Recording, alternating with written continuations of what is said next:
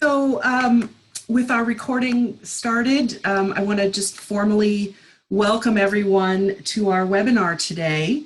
I'm Sara Saltee. I'm the Director of Leadership and Learning Programs at the Center for Partnership Studies. And I want to welcome all of you on behalf of the Center to this continuation of an important conversation at the intersection of social justice, domestic violence, and faith. I want to share a regret from the center that Riane Eisler is suffering with some laryngitis today and will not be able to join this conversation. I will not be standing in for Riane, but attempting to sort of share some of the Center for Partnership Studies perspective on some of the questions as we go forward.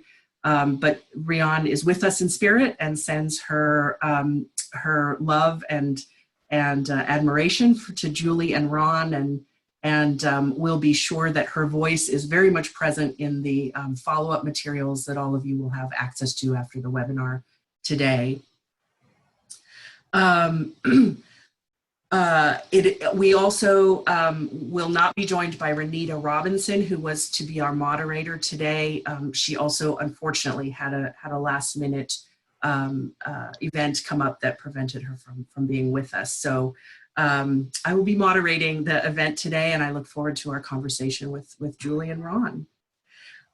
So before we get going, I also want to acknowledge and thank our co-sponsors for this event. These are all organizations. Many of you here as participants are here representing these organizations, and we really appreciate all that you've done to help us get the word out about this webinar and to really step up and put your names to the important conversations that are happening in this series. We really appreciate all of your support and efforts around promotion and being with us in this endeavor. So thank you very, very much. So I'm going to actually get out of our slides now so we can focus more on our panelists today. So as many of you know, this is the second in a pair of webinars exploring the relationships between traditions of domination, traditions of violence, and our faith traditions, and exploring how we can shift away from that history of domination and toward a culture of partnership, equality, and nonviolence. If you were with us for the first webinar on May 22nd, welcome back. We look forward to deepening the conversation that started in May with you today. And if you're just joining the conversation for the first time today, thank you so much for being with us. We know you'll have no trouble diving right in.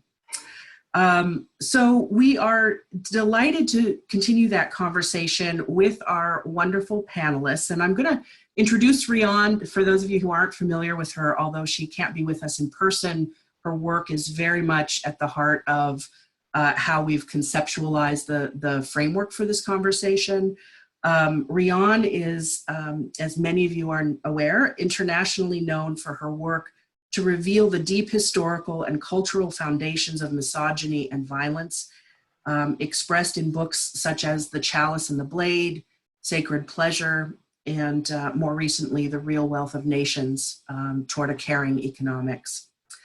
Riane is also the president and founder of the Center for Partnership Studies. We also are joined by Julie Owens. Hi, Julie. Who hey, everyone.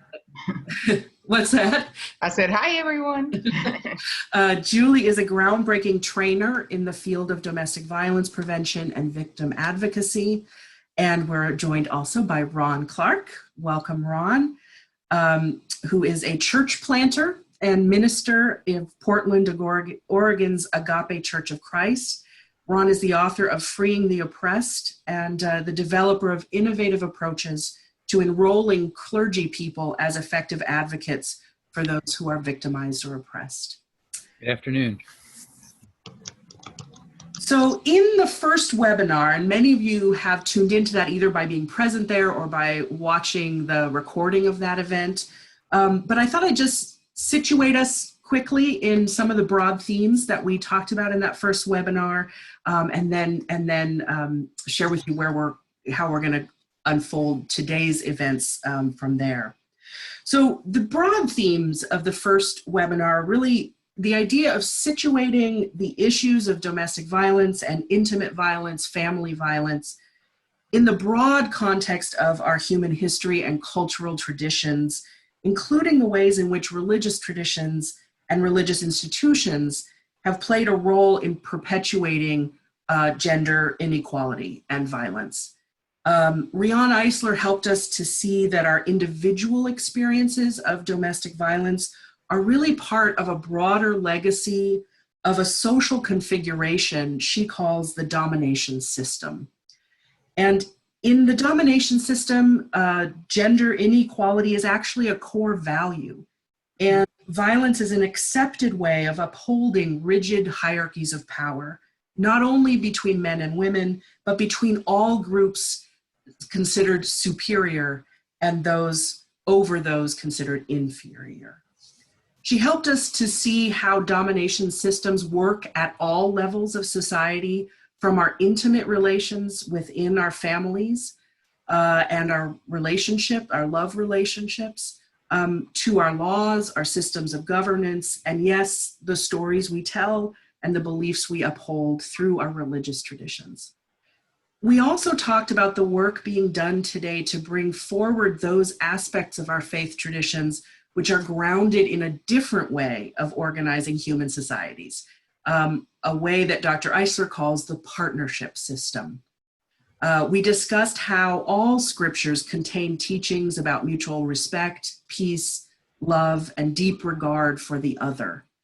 And Ron Clark and Julie Owens shared stories and examples of ways that these threads from religious teachings can be woven into a new framework for not only supporting individual victims of domestic violence within faith communities, but also reshaping how faith communities understand their role as active advocates for healthy partnership relations between all people. And as that conversation unfolded in May, the participants, many of you who are back with us today, peppered us with a large number of wonderful, thoughtful, insightful questions. And we left feeling that we weren't really done with all that there was to say on these important themes and topics. So today we're going to spend the first chunk of our time together in conversation with our panelists, digging deeper into those themes by responding directly to the questions that you raised in the previous webinar and some that we received after the webinar by email of people writing in to share additional questions. And then we'll take some time toward the end to take a look at the additional questions that are popping up or comments that are popping up in the chat today, so that we continue to build the dialogue with those of you here present today. And then after the session today, you'll all receive a follow-up email, including a link to this, to the recording of this session, and many other resources that we've begun to gather for you to help you take what you're learning today here and put it into action in your own worlds and your own work. So with that background, let me just share that we took the questions that you asked in the first webinar and clustered them around sort of 7 broad topics that seem to really be at the forefront of what was on your minds as attendees, participants in these events. And the first of those, I think we'll start with really the broad question about what is the importance of looking at domestic violence through a social justice lens, which is really quite different from the mental health lens that many of us are oriented toward. And specifically, I want to share two questions, one from Phyllis Frank, who says, so many of us are trained to see violence and abuse as a mental health rather than a social justice issue. So many therapists offer a wide range of treatments, but do not share the social justice analysis. Can you speak to the importance of the social justice frame? And what does it show that the mental health paradigm misses? And from Dr. T.A. Bashir, how do poverty, unemployment, and substance abuse intersect with domestic violence? I want to just say first from Riane Eisler's notes that the big picture here that she would emphasize, I think, is that the social justice frame really helps us to see the social roots of violence, helps us to see the broader patterns underlying violence in our culture, and really takes us out of the individualistic view, as important as that is for our healing work, but helps us to really ask what or who do we systematically value and support in our society, and what and who do we systematically render silent or invisible. And so it's really that bigger frame that helps us to connect the dots between some of the different issues that can seem separate, but are really part of these broader patterns.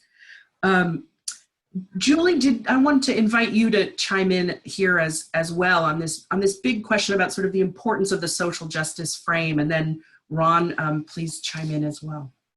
Thank you, Sara. Thank you. Thank you for that question, those of you who ask. And Phyllis Frank, I know you work with abusers, and so I think it's really important for victims and for abusers that we talk about the intersections that have influenced them and the experiences that have determined really their position in society, which influences whether or not they experience violence to some degree, and certainly how they respond to it to another degree. Of course, my work is with victims, and so most of what I know is around that. But having many years ago, about 17 years ago, been the director, the domestic violence director for the big mental health authority here where I live, I had the opportunity to do a lot of work with mental health clinicians, and my background had been in working in PTSD, substance abuse, and so forth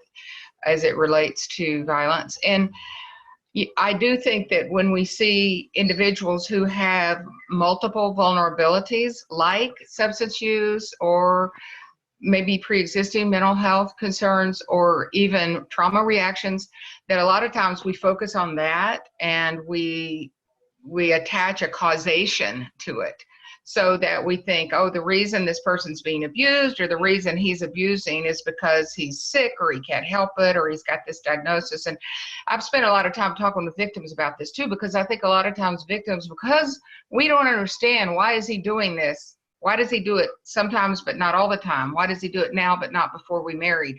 You know, how do we attach meaning to that and explain that? And a lot of times, you know, mental health becomes the answer. I think we see that a lot here in the US with the mass shootings. A lot of talk about mental health, and yet we know that most of those mass shootings don't happen, aren't perpetrated by someone with a history of a lot of mental illness, as far as we know. And by the way, there is a connection to domestic violence with mass shootings almost every time.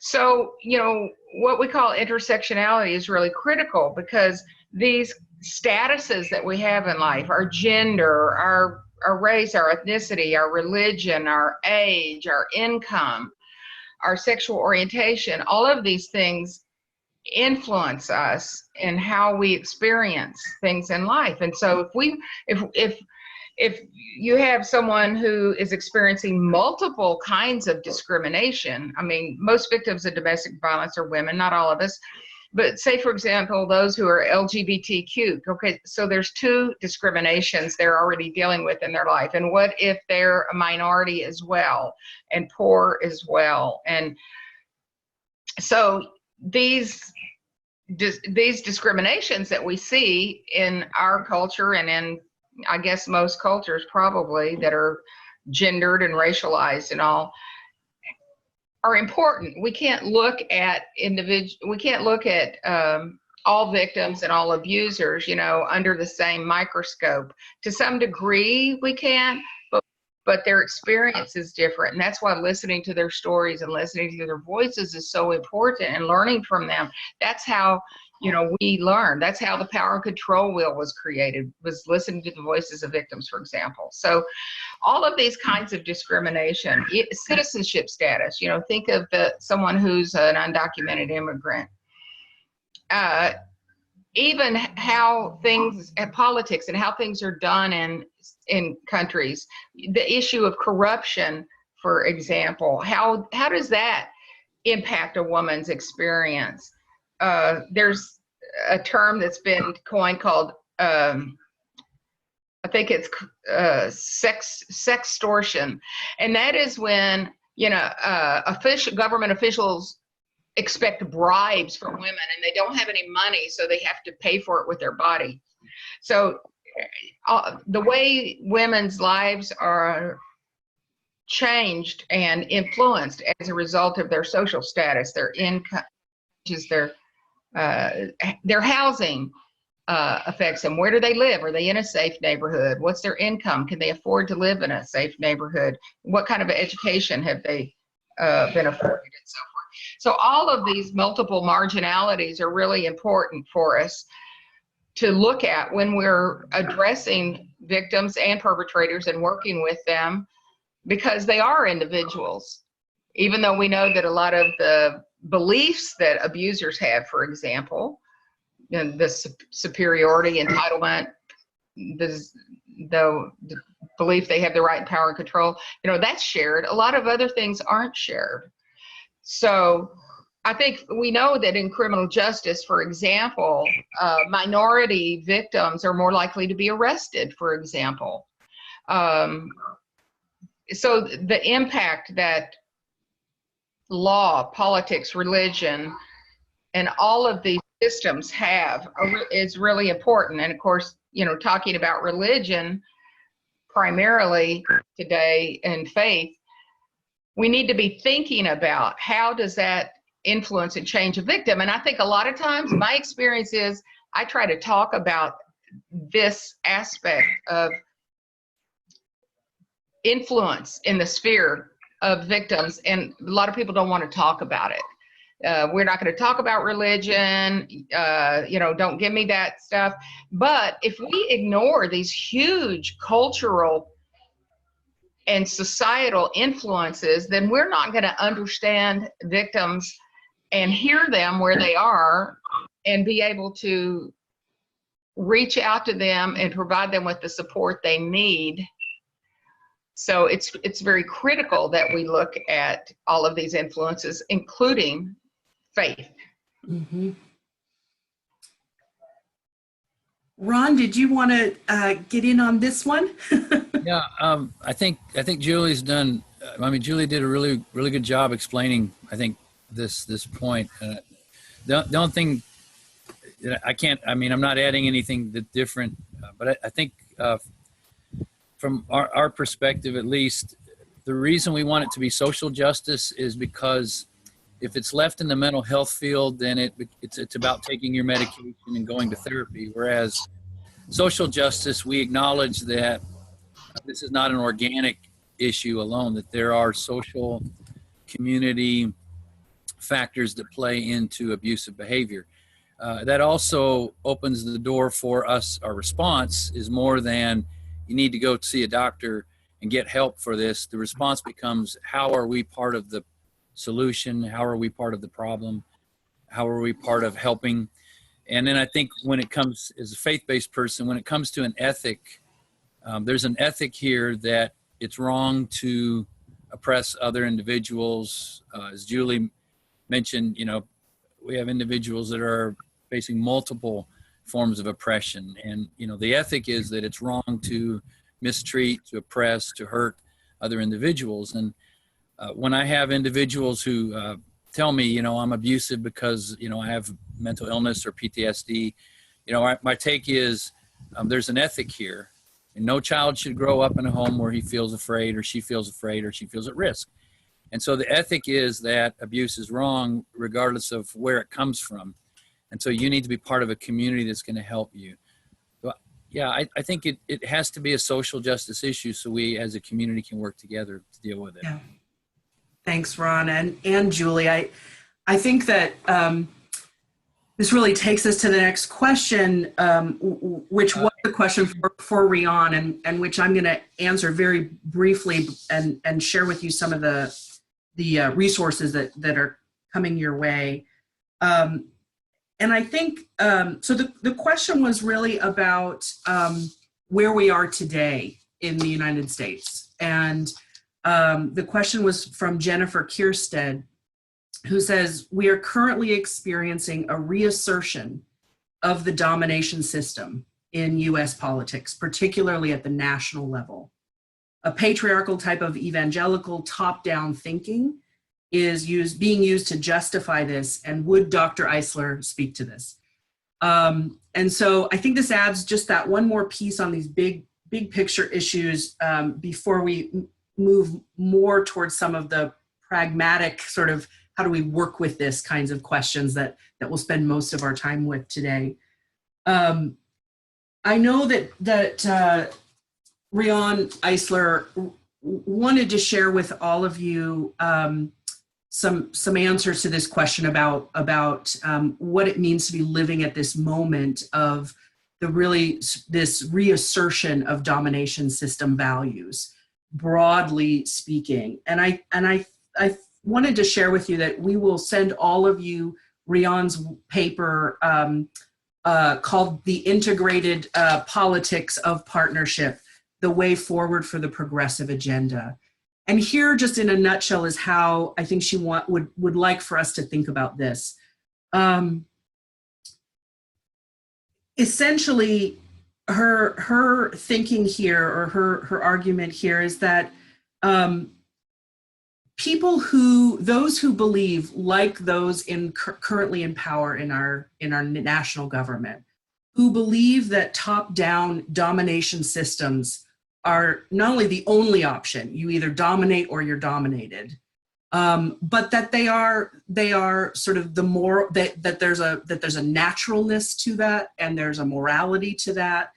And those who have that belief in domination system values recognize very clearly that the foundational importance of sort of early human relations.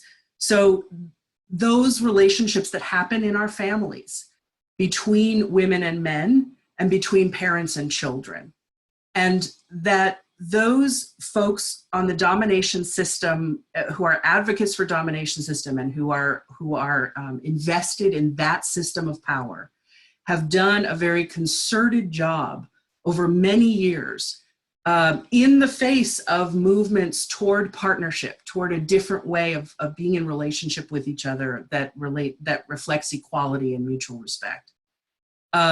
They have reasserted very powerfully domination system values at the level of parenting and household relations. And they understand that how we think about, that the way that we think about the power relationships between men and women and parents and children at home have everything to do with setting the stage for then how that translates into what we view as proper use of power, of what power even looks like, and that it is associated with control and domination and fear and rigid hierarchies of superiors and inferiors. And all of that, and so there's been a concerted effort over many years to shape families and intimate relationships around that dominant, and to sort of reassert that father knows best, father as the master of the house. And in fact, studies have shown that over just a period of 10 years, statistically, the number of people when polled, do you agree that the father is the master of the house, that those numbers went up dramatically over the same period of years, while the forces that have now given rise to our current administration were gathering, right?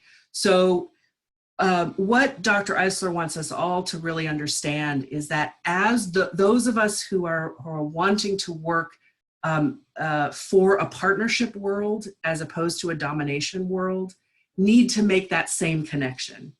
That the answer to sort of what do we do at this time is to really go back to this deep understanding that that the values we bring to our family life, to the roles that we take on as women and men, as parents, and in relationship to our children, that making sure that those relationships are seen as absolutely pivotal to the larger picture of the kind of politics that we want, rather than seeing them somehow as separate or just women and children's issues, is really, I think, at the crux of the kind of integrated progressive agenda that Dr. Eisler is calling for, and that is our pathway to partnership as we work in the light of the regressive movements today, which are so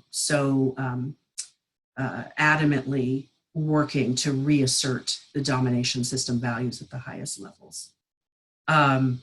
So you will all have a copy of Riane's work in this area as part of the follow-up today, but hopefully that gives you just a little flavor of the argument that she wanted to bring forward today to that question. I think we'll go forward and turn now to a whole cluster of questions that we received around how to engage churches and congregations as advocates for a partnership culture. A lot of what we're talking about here is really cultural transformation work, and churches, congregations, faith communities have such an important role to play in that cultural transformation work. So I'm going to just share a cluster of questions, and then Ron, invite you to kind of chime in first on what your experience teaches you about these kind of strategic questions. So these are a cluster of questions around effective strategies for getting churches and congregations to the table. And from Claire Metzger, we heard, how do we get the faith community to the table? pretty direct formulation of it. Lori DiCaprio-Lee asked, how do you convince faith communities that domestic violence is an issue and that they need to address it in their congregations?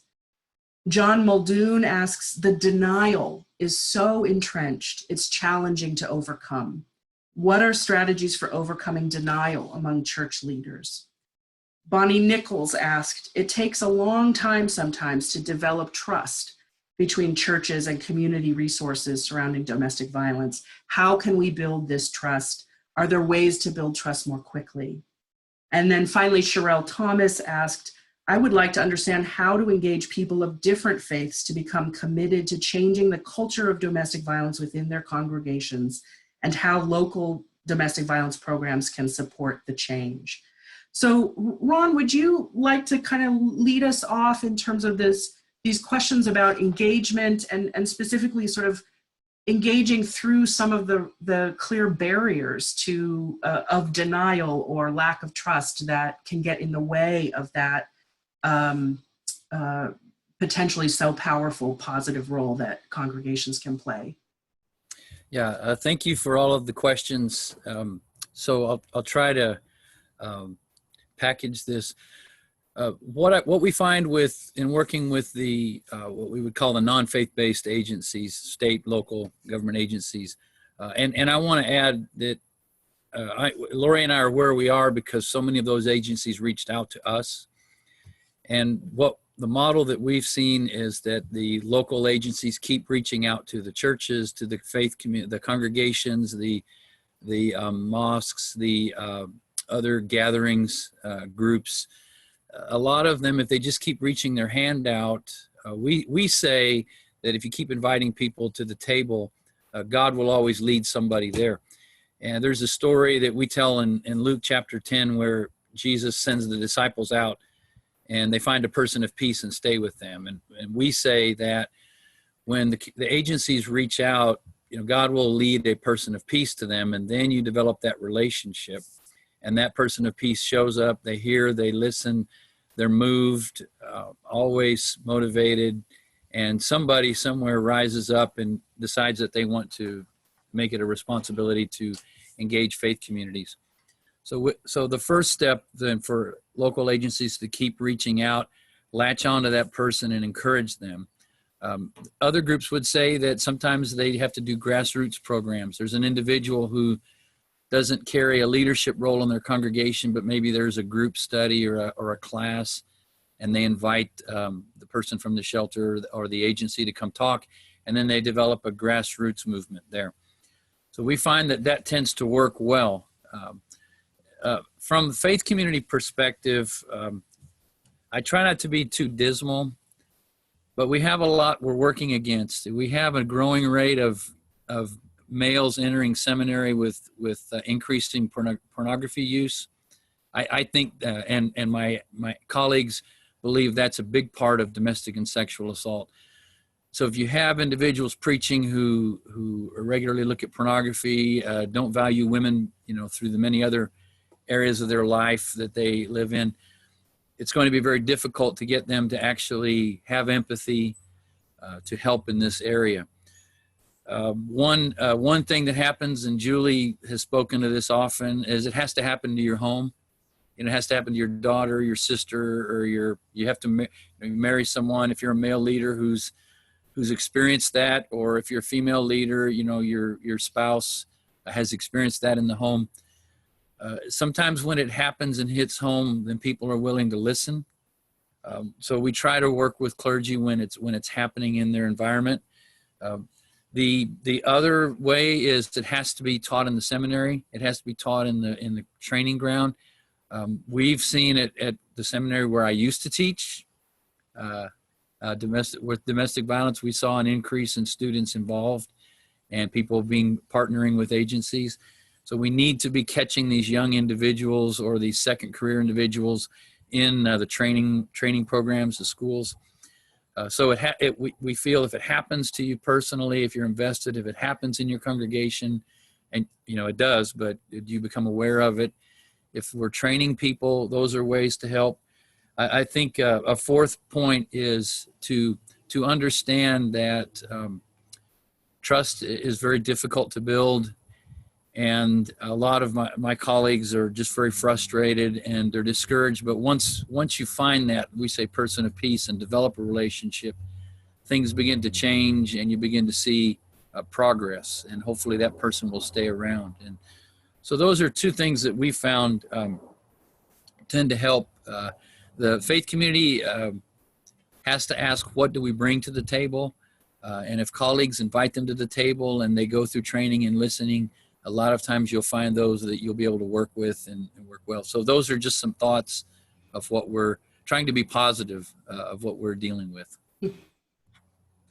Julie, do you want to add here on engaging congregations? Well, this is something I've been doing now for almost 30 years, or trying to, and to some degree, they still stay away in droves, but the more I do it, the more I find that the audiences, if you will, are growing. So I think there is a growing awareness. And my experience has been that, as Ron said, a lot of times pastors and faith leaders don't kind of get it until they find out it's happening to somebody they know or are related to or in their congregation. So in hopes that we don't have to wait for that, what I try to do is really put a face on domestic violence, so that if we can get them to a training or some kind of event, I always have a panel of survivors to tell their stories. And I want them to share not only some about the abuse they experienced, but where their faith played a role in it. What did they believe? And how was their faith a part of the problem or a part of the solution, if you will? Were scriptures used against them? Were they in rigid systems that said that you couldn't leave, you couldn't, no such thing as divorce, you have to submit to your husband, that sort of thing? So having those people in the room talking and being willing to speak back, these brave survivors, to talk about their experiences, is, I think, the most powerful possible thing we can do. Getting them in front of faith leaders is something that is a challenge, but once they do, I find that, most faith leaders are people of compassion, and they do what they do because they really want to do the right thing. And so, I've had, for example, victims in churches kind of drag their pastors to conferences or trainings that I did, and it just hit them. They got it, what they had been doing and how they had been mishandling it. And as a result of that, then they asked for help. They asked for us to come in, train our leadership, help us. What do we do? How do we create protocols? How do we have the right kind of response? What do we do to let the victims in our faith community know that we're there for them, that we understand, that we believe them, that we're not going to judge them, and we're not going to, mandate conditions for our help and all of that. So a big part of it, I think, is that faith leaders feel so incompetent around this area that it's not that they don't care, they don't know what to do, they don't know what to say. So sometimes, just kind of like the rest of us bystanders, we just don't do anything. And so if we can educate them, things like the RAVE Project, which is fantastic. I know Kathy Holtman's here from the RAVE Project. I was one of the people that helped work on the development of that website, Religion and Violence e-learning website. It's all free, downloadable information for faith leaders. Having those kinds of things, because they're so busy, things they can access from their office, tools, giving them things like books and podcasts and so forth. Those kinds of things can be really helpful because they can also educate themselves. And I think when pastors say to me that they understand it now, but they didn't understand it before, it's almost always because victims have taught them about it. Mm-hmm. It's not because they read a book so much as it is they've read maybe the stories of victims, and they've seen themselves in them. Yeah. Julie, I think this really takes us right to the next question, which I'm seeing echoed in the chat right now. So I'll actually share a couple questions for you. One from Krista Lawless, who says, within some churches, so many beliefs are dependent on rigid gender stereotypes and understandings about power relationships between men and women being superior, inferior. She says it is far too threatening to those who are, quote, on top of those hierarchies to allow gender partnership. When victims are told that they are not only going against a man, but also going against God if they question or challenge these beliefs, this adds a layer of fear in victims that does not exist outside of toxic faith systems. What are some ways to help victims in these settings, and how do we possibly engage church leaders who have so much invested in keeping things the way they are and silencing victims? And I'll just add Joy Dearmore's question from the chat just now. She says, faith leaders seldom seem to get it that joint marriage counseling is dangerous where domestic violence is involved, rather often punish the wife for refusing to submit to joint counseling. Can you speak to your work in terms of supporting victims in these contexts where it's so overdetermined by the existing, by the presence of domination system values at the heart of church structure?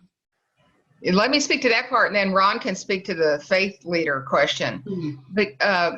Because most of my experience is with victims and survivors.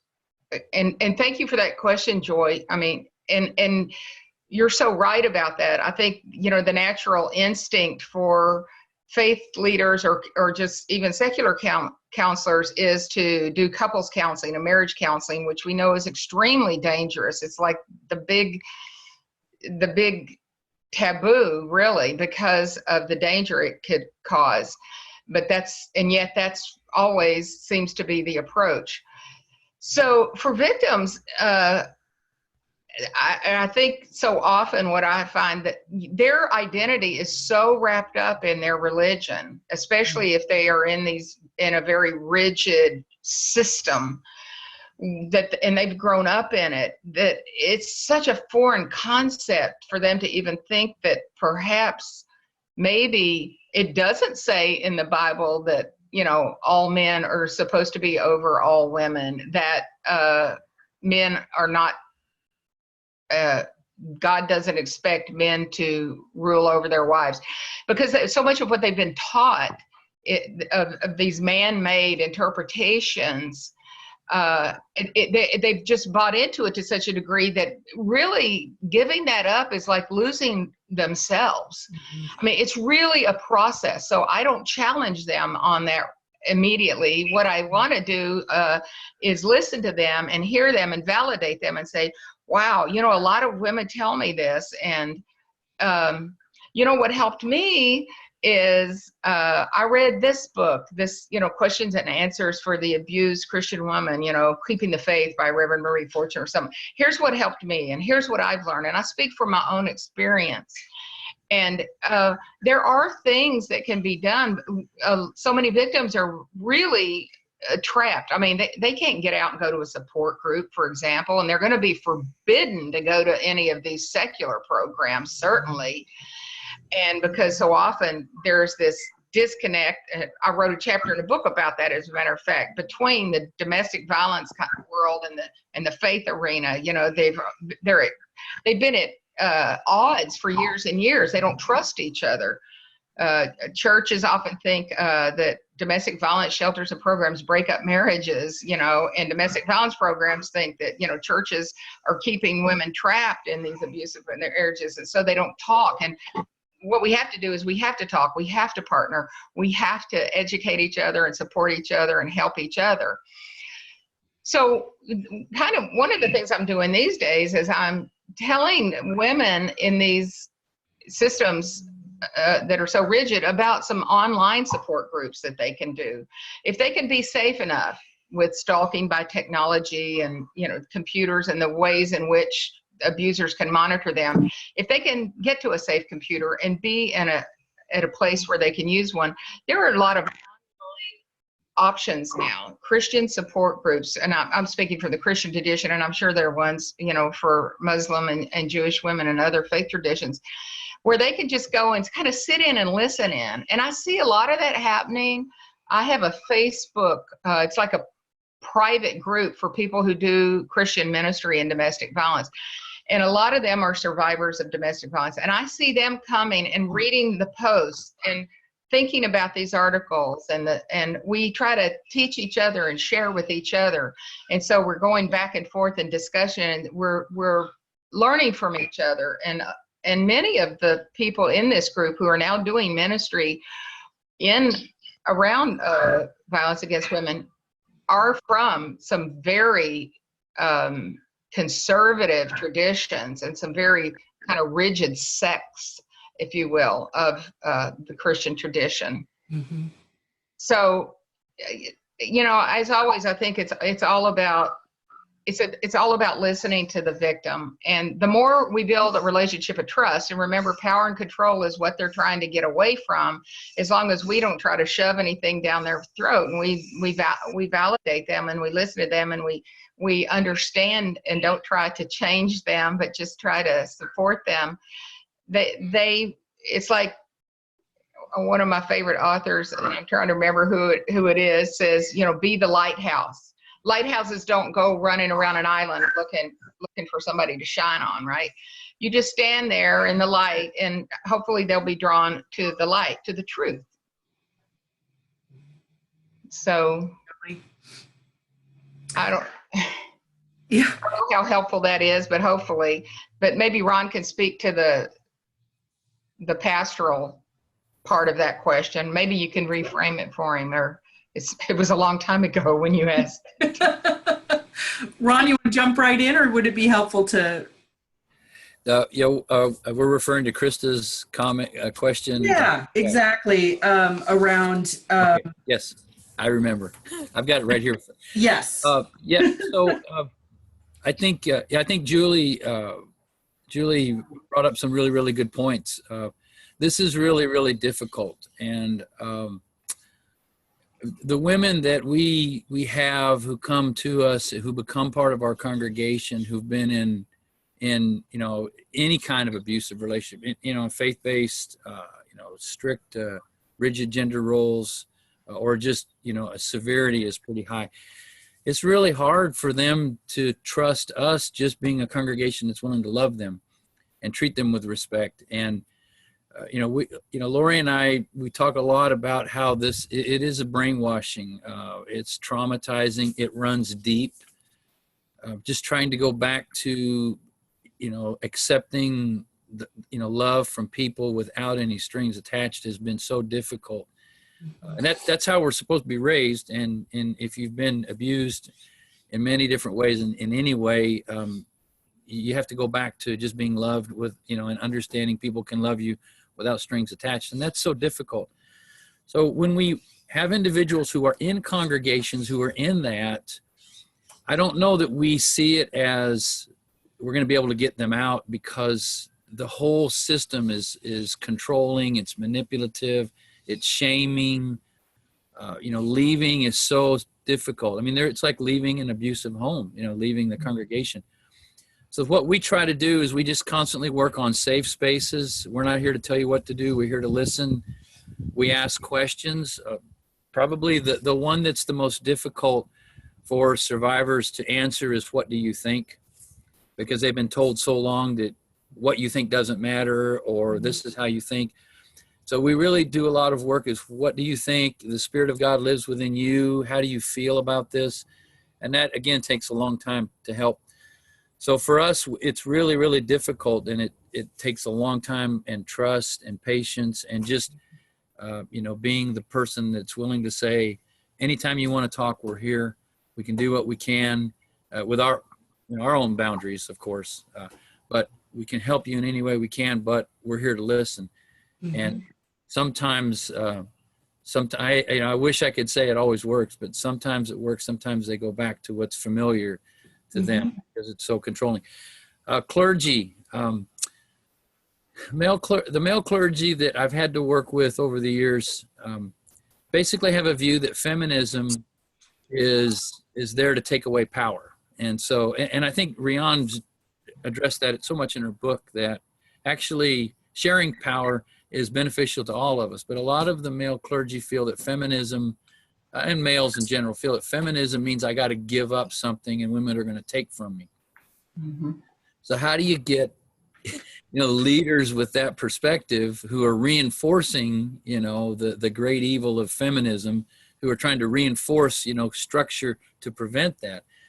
And, one way for us is when they start hearing stories of survivors, I think they need to be traumatized by these stories. And then I think we want to walk with them and say, this is where this thinking takes us. Yelling at your wife and using humiliating language is just as big a sin in God's eyes as physically assaulting, her.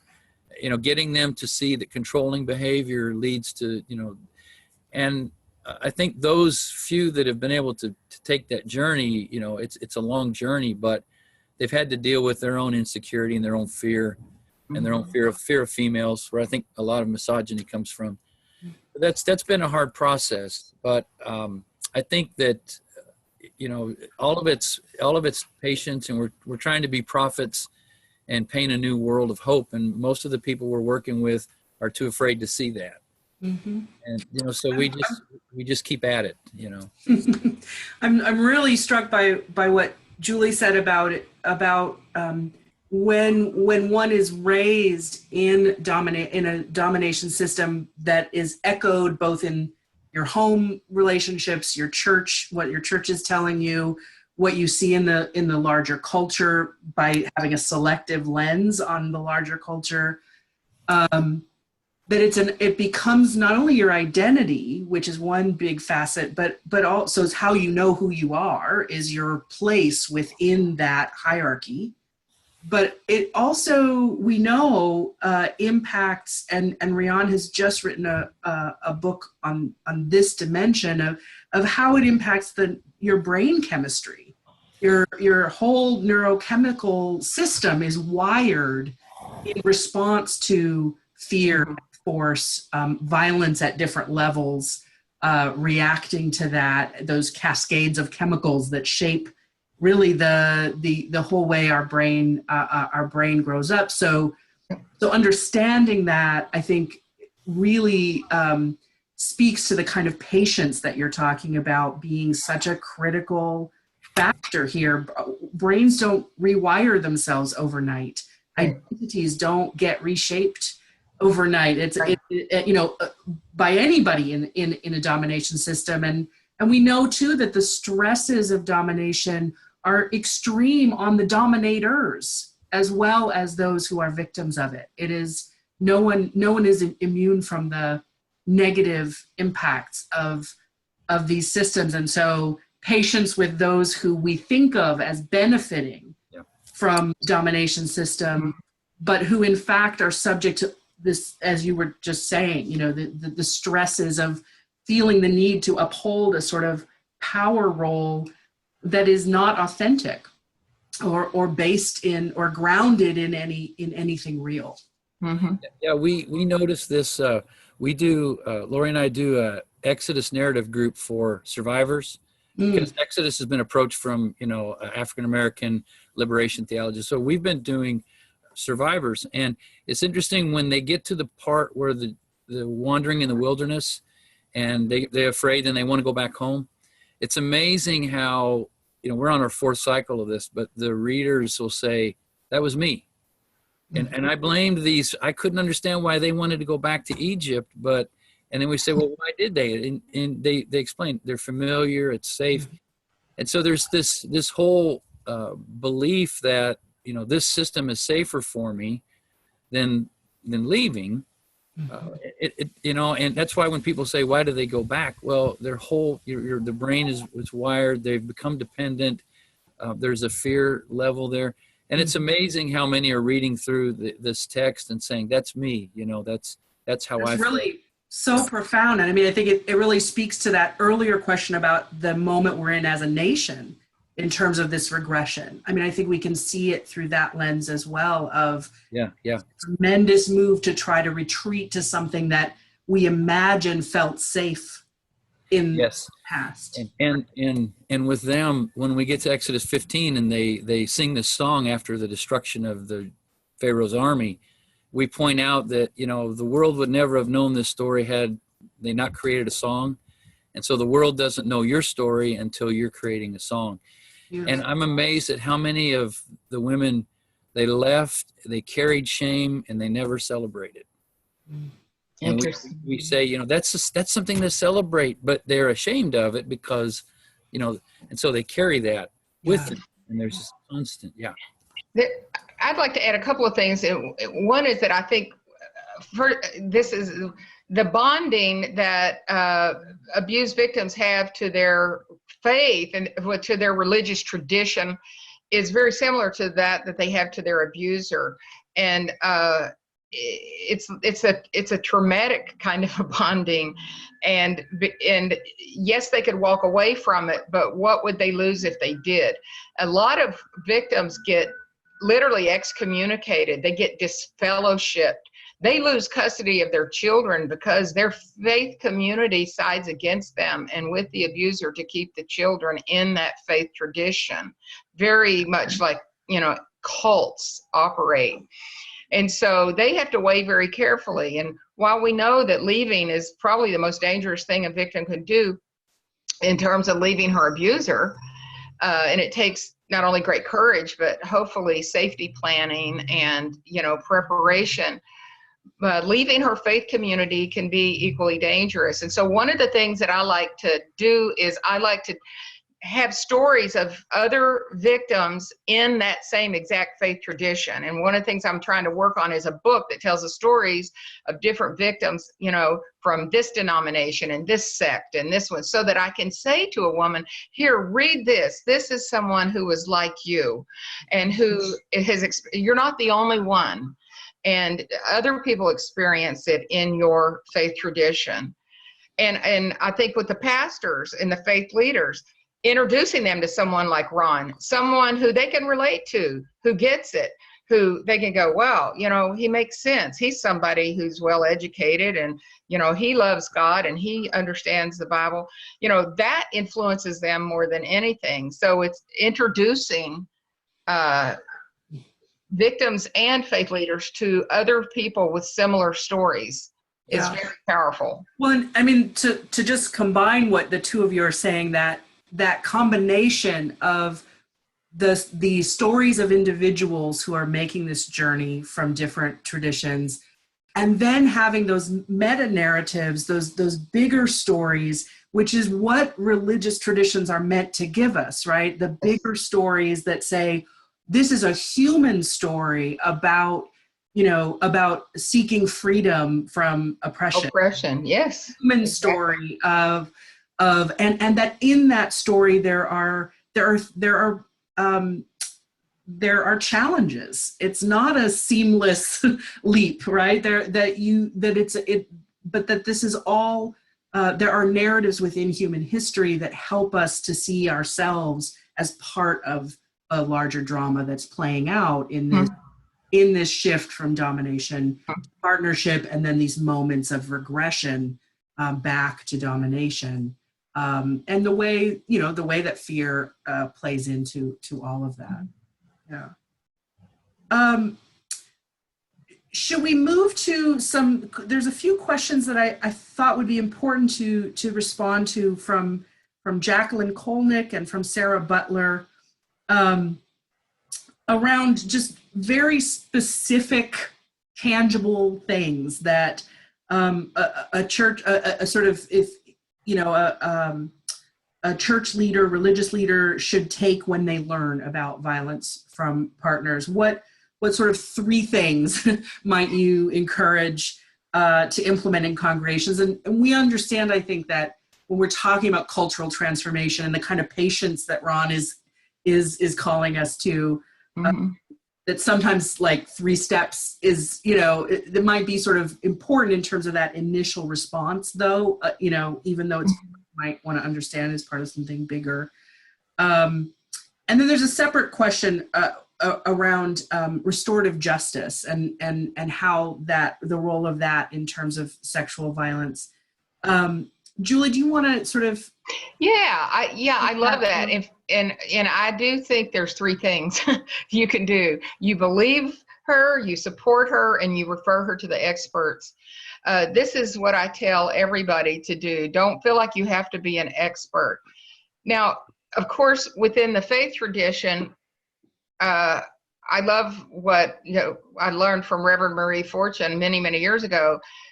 What are your goals? Your goals need to be stopping the violence, calling the abuser to account, and then third, if that relationship can be restored after the violence has stopped, then helping them work on that. And if that is not possible, then helping them grieve the loss of the relationship and move on is your job as a faith leader. So, and I created some handouts, and I believe I sent them to you, Sarah, that we're going to provide tips for secular advocates working with religious victims, tips for faith leaders working with victims, kind of some do's and don'ts. And then, of course, we've got multiple resources as well. So, I do want people to know that there are things that you can do. But really, truly important, besides safety, which should always be our focus, confidentiality is right up there with it, because it's tied into safety. And our tendency is, a lot of time when we find out that somebody's being abused, we want to talk to somebody else about it. And if you're a pastor or a faith leader, or you run a group in the church, and somebody comes in, you don't want to go to other people there and tell them what's going on, because if the word gets back to that abuser, a couple of things could happen. First, she could get hurt a lot worse because she's let the cat out of the bag. Secondly, then he's humiliated because he's been found out by his faith community. And, he shouldn't be confronted unless she wants you to do it and knows you're going to do it, knows when you're going to do it, because it could be very dangerous. So, there are a lot of kinds of do's and don'ts, if you will. And in terms of restorative justice, a lot of people on this chat may not even know what restorative justice is. And I don't know the official definition, but it's often when a crime victim meets with the perpetrator and they talk and listen, and the perpetrator has to listen to the victim tell, how they were impacted by the abuse. And of course, it's not something that we do a lot in domestic violence, because it's not safe for the victims to do that. But in other sorts of crimes, they do it. And there is kind of a move that way. And I will tell you that I actually did that, but it was many years after my abuse. I found out my abuser was dying in prison, and my son had been 8 months old when I left him, and he had never seen his father again, because he went to prison for attempted murder of me and my pastor father. And when I found out he was dying, I offered my son the opportunity. He was 25 at the time. Do you want to meet your father before he dies? And he hemmed and hawed for a while, months actually, and then finally said yes. And we ended up going to the prison and talking with him. And interestingly enough, it was a very, very transformative experience for all three of us, because not only did he listen about how his actions had impacted us, he actually said, I was mean, I was jealous, it was all me, you were a great wife. And he told his son, don't be like me. I couldn't have scripted it better, but you're not always going to get that. I think it was unusual, but that is restorative justice too. And for me, it was very powerful. The bottom line about restorative justice is it has to be the victim's idea. It has to be something the victim wants, and it has to be done in a safe way. But they also need to, I didn't have anybody helping me with it. I tried to get the chaplain. Nobody would return my calls or reply. Even when I went all the way to Texas from North Carolina, nobody would even meet with me to talk about it. So we just went in there cold to this prison hospice and took a chance. And as it turns out, he had some very spiritual experiences in prison, evidently. He gave us both cross necklaces that he had made, carved out of things. And we walked out of the prison wearing them. And I saw that he had been transformed. And I do believe God had a lot to do with that. That's not to say I would ever be with him, alone again. Or I don't know that he was a safe person. It was an artificial environment. But it was a powerful experience. After working for justice for so many years, I was able to actually experience and actually offer mercy and grace, which are so important. And so often as victims, we're so focused on justice that we don't even think about any of that. Mm-hmm. That's very healing for us too, when and if we want it and we're ready for it. Thank you for sharing that, Julie. It's beautiful. So Ron, it's your turn, I guess. Okay. The light's on my head because I'm outside, not because I'm saying anything profound. That's not God. We're seeing. I like those three stages are what we use. I think with ministers, the first one, and I think Nancy Nesson-Clark has done the research that 95% of what the women coming to ask for help want is just a listening ear. And we understand that clergy are some of the more sought out individuals for help. Yeah. And we're the least prepared, which is not good. But the first thing that I think, listening, we need to validate those who are survivors. And that does, we see this with our work with racism. I don't know how many white people tell me they think this is all a joke. And we say, go ask your friends who are people of color, and they don't have any. Or they get 10 guys in one, white guys in a room with one guy's African-American and say, well, are we racist? I mean, we need to validate those who are victims and listen to their story and support them. I think part of that validation is giving individuals vocabulary, and this is really important when we worked with younger ladies to talk about coercion as a form of sexual assault. When they share the story, we'll say, well, we would call that sexual assault. Well, I didn't have any bruises. Well, here's what sexual assault is. So with domestic violence, we want to share, give them a vocabulary. This is domestic violence. This is intimate partner violence. Like marital rape is another example in yes. these families, right? Yes. And they need to know that because they don't have that vocabulary. It gives them a sense of power. And we can, I've written stuff, and I know Peace and Safety in the Christian Home, Nancy and Catherine and Julie have done a lot of writing, but we have scriptures that support all this, and we can use the biblical text to help. Right. And then, we want to make sure that they're safe. I've had women come in and say, I thought you were just going to give me a bunch of verses to study, and here you've given me a whole list of people who can help me get out and get in a house.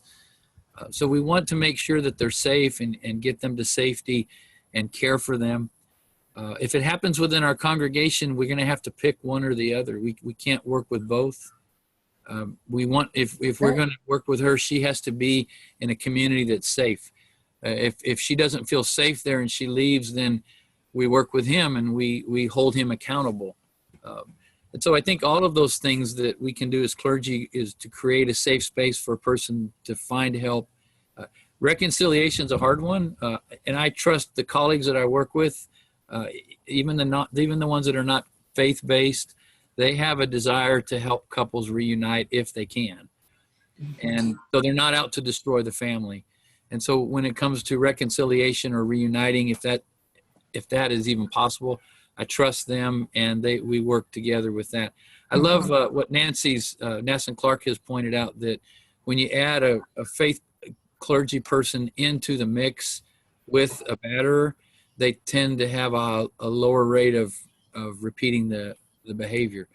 So if we can walk with people, same things with women who are survivors, if we walk with them and create a safe space, they can grow and be safe. And so those are things that we want to do. There are some models for faith-based batterer intervention. And, I've always kind of been very leery and suspicious of them because so often, what the faith community has done with abusers is not what needs to be done. It's not about holding them accountable. It's just the opposite. But Changing Men, Changing Lives, that was developed by Ty Schroyer and Barb Jones Schroyer at the Duluth program. If you look that up on your, the internet, Changing Men, Changing Lives, you can learn about it. And there is research that Nancy Nason Clark and Barb Fisher Townsend have done that shows us that in those programs where the faith leader and the judge are part of the accountability of this abuser who has been sent to intervention, there is a greater compliance and completion, at least. So that's what the whole coordinated community response in domestic violence is about. It's about everybody holding this person accountable. If just one person does it, it's not going to work. We all have to be a part of it, but with the victim's permission, we have to do that. So. Hey, and I think that's, we have ARMS, which is a great faith-based resource here. But I know as a minister, I work with all the batterer groups, and I have a relationship with them. And I think the one thing we try, I have guys will say, I don't want to go there. And so why not? Oh, because they cuss. And it's like, that's the least of your problem. But a lot of guys are trying to use faith-based as a way of getting out of getting help. They're like conscientious objectors. Yeah. We just require they go, and then I have a relationship, and I know the providers are not going to do anything that would undercut what we're trying to do as a church. And I think one of the comments I heard, we're not mentioning the children. And yeah, I was just gonna kind of steer us in that direction. Yeah, I wanted to say that another reason that clergy have to be involved in this is because children are affected, and you'll find that with the youth workers, the ones who work with kids. They'll see that something's up, and kids are really, there's a helicopter. Kids are really struggling with this. It's damaging them emotionally, physically. It's damaging them spiritually, and it's also the fathers are giving them a role model that they don't want to repeat when they get older.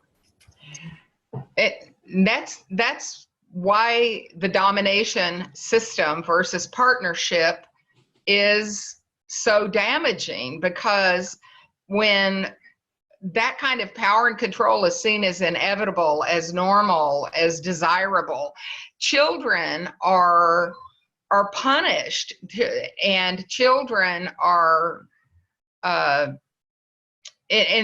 they're treated as little, possessions, and they don't have self-determination, and that's why so often we have to talk about the whole spare the rod, spoil the child thing in my faith, Christianity, because there are so many traditions that teach that you don't really love your children unless you are physically disciplining them. And so I speak a lot to victims about this and say, the word discipline comes from the Greek word that means to teach.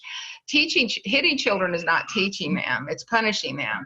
And, and we go back to the whole shepherd story. The rod is an instrument that was used to throw in the direction of a wayward sheep to get their attention and to get them to come back to the flock. It wasn't something that was used to hit the sheep. So a lot of times we take scriptures that are well known and we help them understand what they really are saying and how they've been twisted by these domination-based religious groups, and they've been misinterpreted and taught all of these years.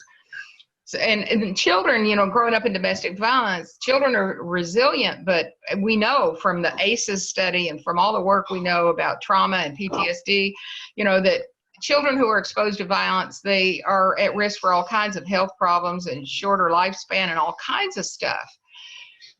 But the greatest negative impact on children that grow up in domestic violence is how their relationship with their protective parent, usually their mother, is destroyed and undermined by the abuser. And we know this because of Lundy Bancroft's work. If you haven't read his book, Why Does He Do That?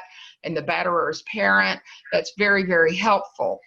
So it's not just that they see violence or that they hear violence, it's what they're learning, and it's perpetuating that domination model.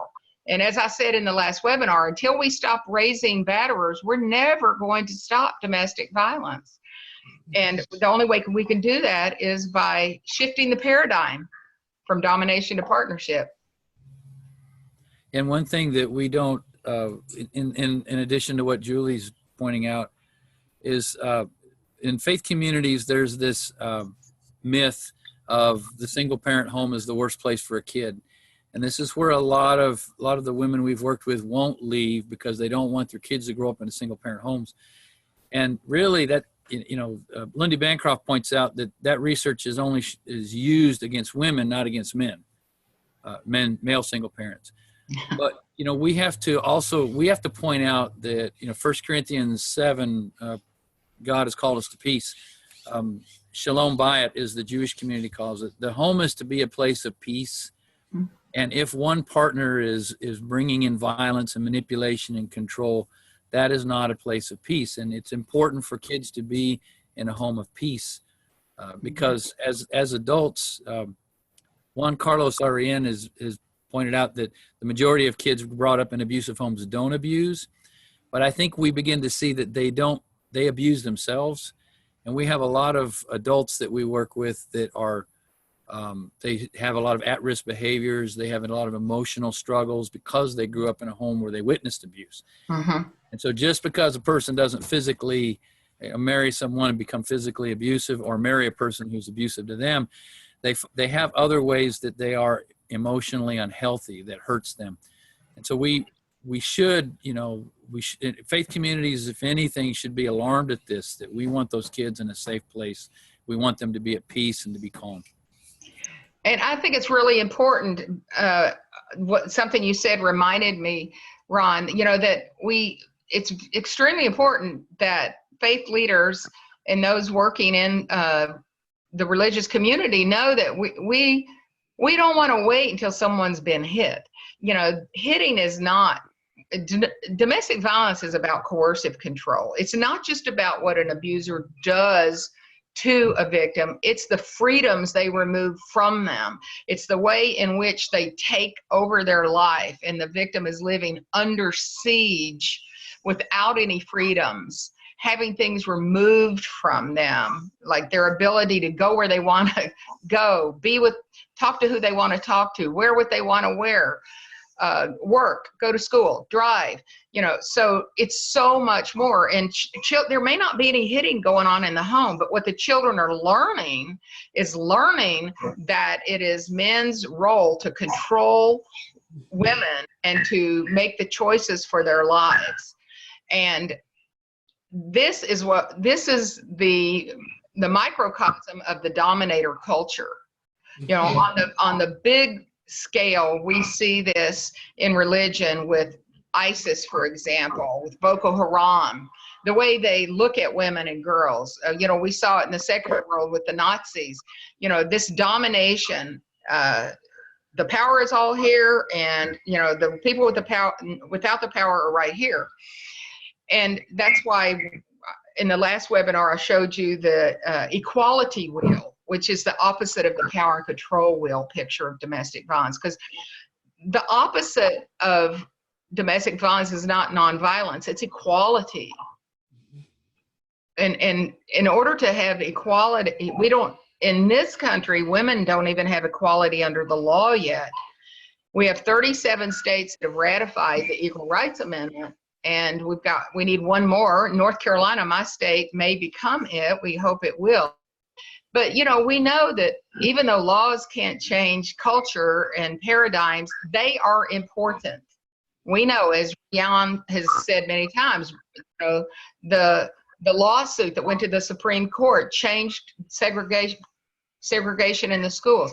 It is powerful. So we do need, and the things that we need to be working towards are things that will bring about equality, things that will reframe violence against women and domestic violence as human rights violations, as torture even.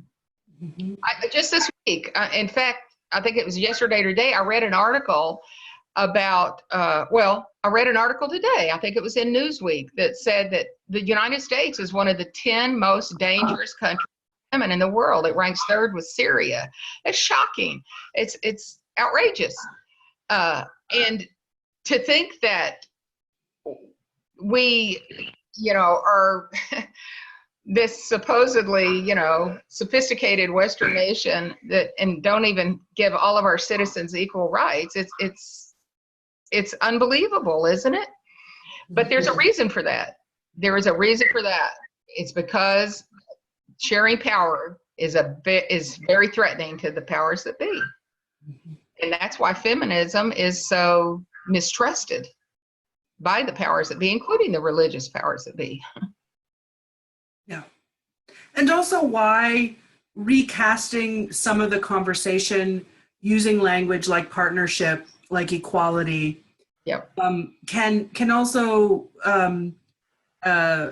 be a part of that shift in terms of giving people language to talk about the kind of relationships that we're hoping, that we're aiming for, that are healthy and supportive of life.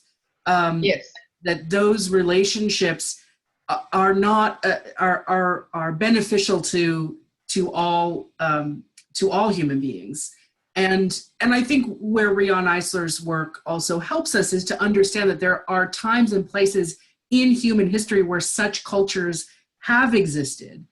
You know, Yes. we have record that this is not a pipe dream or a utopian fantasy, that there are cultures and there are microcultures all around our own country where partnership is very much the norm.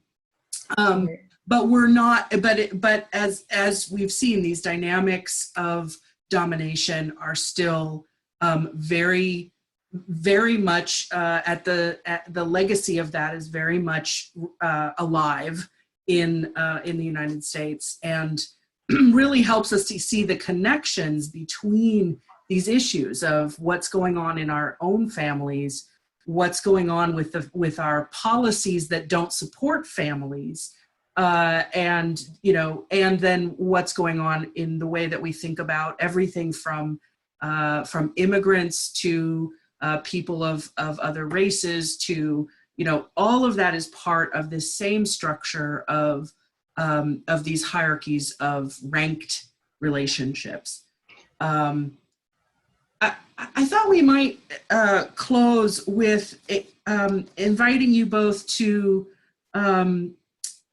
reflect on a beautiful question from Luana Neri, who really was looking for some inspiration and insight from you both around.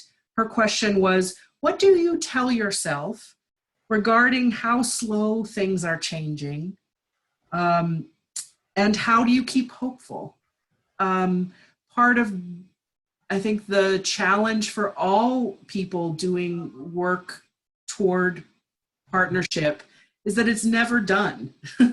That you don't, that there's no end. It's a cultural transformation work is ongoing work, and it doesn't, and regressions happen, and so what is it that you each how do you talk with yourself in your own mind, in your own heart, about how you stay hopeful and what fuels your ongoing labors to make things better? Ron, maybe we'll start with you. Yeah, my colleagues with the homeless work always laugh when I always quote Jesus. The poor you'll always have among you, and you can do with them as you wish. And or when we're doing with domestic violence mission statements, and they'll talk about eradicating sexual assault, and I'll just say, I believe that evil always exists, and so we'll always have this issue. So it's forced us to celebrate the small victories, to realize that we're trying to change a whole culture, and we can't do that alone. And so when we celebrate victories with a lot of the people we work with, and we do a lot of encouraging, because one of us is always down, and so the group tends to build the other up. I think that's it. This is a long haul. We'll die with a lot of work to do, and the best thing we can do is just celebrate those victories with the community. Make sure we're not doing this alone, and the more advocates that we have with us, the more growth we'll begin to see. And other people tend to point us to the change that's happening. And so when we feel down and feel pretty discouraged, somebody else says, well, look at what's happening. And, that's what keeps us going, I think. Julie? Oh, don't forget to unmute yourself, Julie. I was going to say that was really well said. I do get discouraged sometimes. I feel like we're going backwards, but overall, I do have hope. And thanks for asking the question, Luana. Luana Neri was my support group facilitator when I had just been abused, and I showed up, and I didn't even understand that I had been a battered woman because I hadn't been getting beat up. And she's the one who taught me, and this is a long time ago. And well, people like Luana give me hope. People who are standing in the light. I think there are more of us all the time. And I see I see shifts taking place in society. The Me Too movement and the Time's Up movement and the Church Too movement. Those give me hope. I see victims and survivors being emboldened and having the courage to speak up, to demand justice. We saw what happened with the Olympic gymnasts, how brave they were, and all of the women who came forward against Harvey Weinstein, and just this week how University of North Carolina was found guilty essentially of violating the rights of these victims of sexual assault by not handling it properly. So we're making progress, and there's always going to be a pushback when progress is being made and change is being made, and we're trying to tip this paradigm. We're trying to tip it from domination to partnership, and we're getting a lot of pushback, and that's normal and that's natural. But I think of how far we've come since I started in this business. My domestic violence experience was in 1989. We didn't have a Violence Against Women Act that funded any programs in the United States at that time. We didn't have any laws really against domestic violence. We didn't have protective order laws. We didn't have any of the stuff we have now with the Victims of Crime Act money. So much, we have come so far in such a short time. I think about it, shelters were here and there throughout history, but the real domestic violence shelter, the first one that we know of that started in the world, was 1970. Look how far we've come. So that gives me hope. I think we're going to move faster and faster towards that tipping point, and we just have to keep kind of the pressure on, and it's going to take a lot of boldness, a lot of courage, a lot of not being bystanders, as we talked about last time, speaking up, taking a stand. Silence is the voice of complicity. And the more we share with others who are in this same space, who believe the same thing we do, who believe that there's more for humanity, that we're better than this, we can do this. We cannot give up. We have to keep fighting. We'll be exhausted, we'll be tired, we'll be old, but it's a process, not an event. And to be part of the process is an honor and a privilege. And I have hope from all of the many people who are working on it alongside me, and all of you out there who are learning and reaching and being a part of it wherever you are all over the world. Thank you. That's just beautiful, Julie. Thank you so much. And thank you, Ron. I am reminded of a little story I just read about the way in which in a choir, when you're singing together, that when one person needs to take a breath, that breath is staggered across the chorus in order that the sound can be continuous while each person has that moment to take a breath and replenish themselves.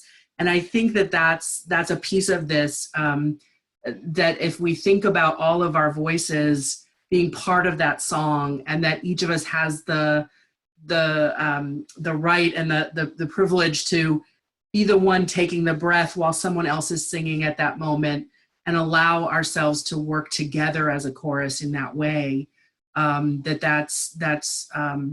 that's a big piece of that understanding that just as the victims are not alone, that and survivors are not alone, that none of us are alone, that we are working as part of a partnership movement, and together our song is louder and louder.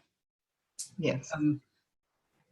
I want to thank you again so much for all you've shared with us and taught us today, Julie and Ron.